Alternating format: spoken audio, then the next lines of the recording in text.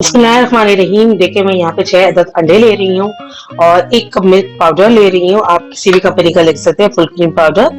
और 1 कप ही मैं जो है इसमें घी ले रही हूँ और 1 कप मैं चीनी ले रही हूँ। इलायची 1 टीस्पून हम लेंगे खुशबू के लिए। और अब चले जी हम इन सबको एक-एक करके मिक्स करते हैं।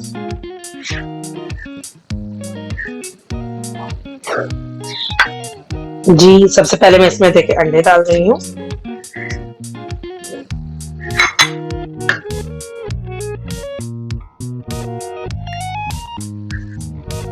एक कप देखिए इसमें मैं ये घी डाल रही हूँ। अच्छा, हम अभी ही सब चीज़ों को फेंट लेंगे, अच्छे से मिक्स कर लेंगे।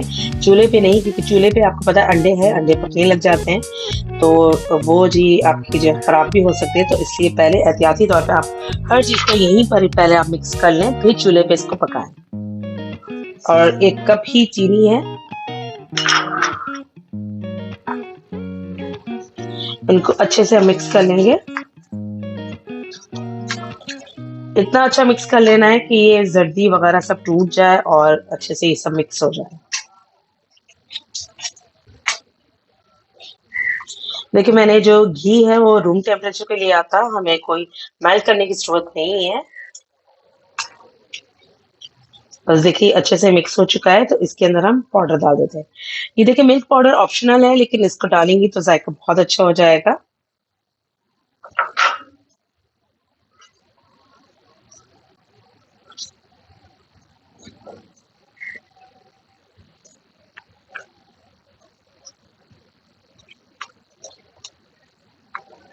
देखिए अच्छे से हमारा जो मिक्स हो चुका है। अब इसके अंदर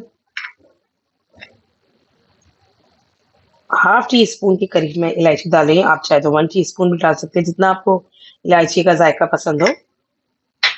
लेकिन ये बहुत स्ट्रॉन्ग है, तो इसलिए मैं इसमें हाफ डाल रही हूँ।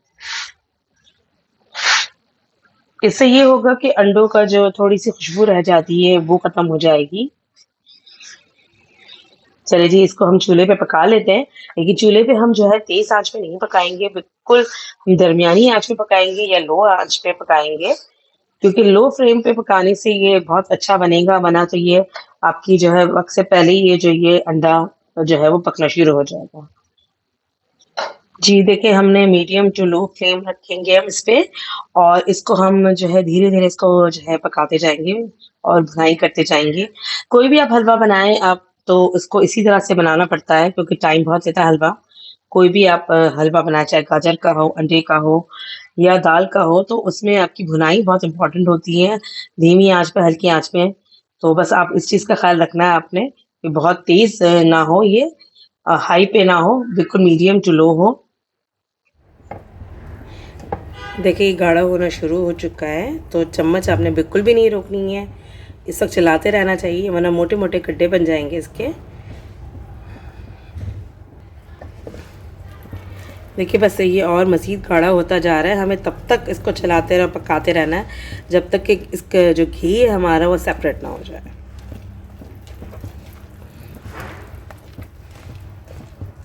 ये अपना कलर भी चेंज करेगा, इसलिए हमें चम्मच चलाते रहना है। खुशबू अभी से आना शुरू हो चुकी है, इसकी बहुत अच्छी खुशबू आ रही है। बस हमें मुस्तकिल चम्मच चलाते रहना है। इतना हमें चलाना है कि ये जो है हमारे अंडे का हलवा दानेदार हो जाए।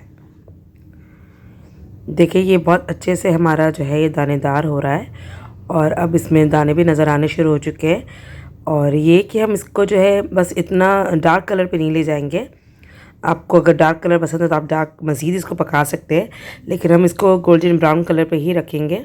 आप यहाँ पे चाहे तो फूड कलर का इस्तेमाल भी कर सकते हैं, येलो भी डाल सकते हैं, थोड़ा ऑरेंज कलर भी, लेकिन मैं इसका बिल्कुल जो रियल जो इसका कलर होगा मैं वही रखूँगी। जी हमारा ये बिल्कुल रेडी हो चुका है, और ये कलर हमारा बहुत अच्छा आया हुआ है। अब फ्लेम को मैं बंद कर दूँगी और इसी में रहने दूँगी ताकि ये मज़ीद पक जाए। अब जी इसको मैं एक ट्रे ले ली है, इसमें मैंने गीस कर लिया है, और ये जितना हमारा अंडे का हलवा है इसके अंदर डाल के इसको हम जमा देंगे। तब तक हम इसको रखेंगे जब तक ये ठंडा ना हो जाए, उसके बाद जो है हम इसको बाहर निकालेंगे, लेकिन हम गरम गरम ही पहले कट कर लेंगे। अच्छा, इसको अच्छे तरह से हमें जो है दबा दबा के जो है जमाना है, और मैंने बिल्कुल कोने के लिए जो है कवर करने के लिए देखिए छोटा स्पून ले लिया है, ताकि ये अच्छे से कोने में जम जाए। इसको दबा देना अच्छे से, ताकि ये मिक्स होके अच्छे से ये जम जाए। और अभी हम इस पर ना कट के निशान लगा लेंगे गरम गरम में, क्योंकि आप जब ये ठंडा हो जाएगा तो सख्त हो जाएगा, और जब उस वक्त आप लगाएंगे तो ये जो हमारे पीस है वो टूट जाएंगे। बस आप चाहे तो आप इस तरह से भी स्क्वायर में भी बना सकते हैं, जैसे आपको शेप पसंद हो आप वैसे इसको कट लगा दें। बाद में हम ऊपर से जो है बादाम पिस्ता या काजू, आपको जो अच्छा लगे गार्निश करने को, वो आप छिड़क सकते हैं। मैं यहाँ कुटे हुए काजू और साबुत काजू का इस्तेमाल कर रही हूँ। आप चाहे तो यहाँ पे बादाम और पिस्ते का भी कर सकते हैं। एक मैं आपको निकाल के दिखाती हूँ कि देखिए कितना अच्छा हमारा ये जम चुका है। इसको ठंडा होने में तकरीबन 1 घंटा लगा है। और देखिए मैं ये निकाल लेती हूँ। देखिए इस तरह का ये साबुत पीस हमारा कितना अच्छा सा ये बना है, और देखिए हर तरफ से कितने अच्छे से ये जम चुका है। अब मैं इसको तोड़ के बताती हूँ कि देखिए अंदर से भी कितना अच्छा है, ये बहुत मज़े का है।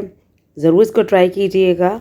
और अगर आप जब ये ठंडा हो जाए तो आप चाहें तो उसको माइक्रोवेव में दोबारा आप गर्म कर लें, तो जो एक्स्ट्रा घी है वो निकल जाएगा। जिनको घी से परहेज़ हो तो वो इस तरह से भी कर सकते हैं। अगर आपको ये मेरी रेसिपी पसंद आई तो इसे लाइक शेयर ज़रूर कीजिएगा।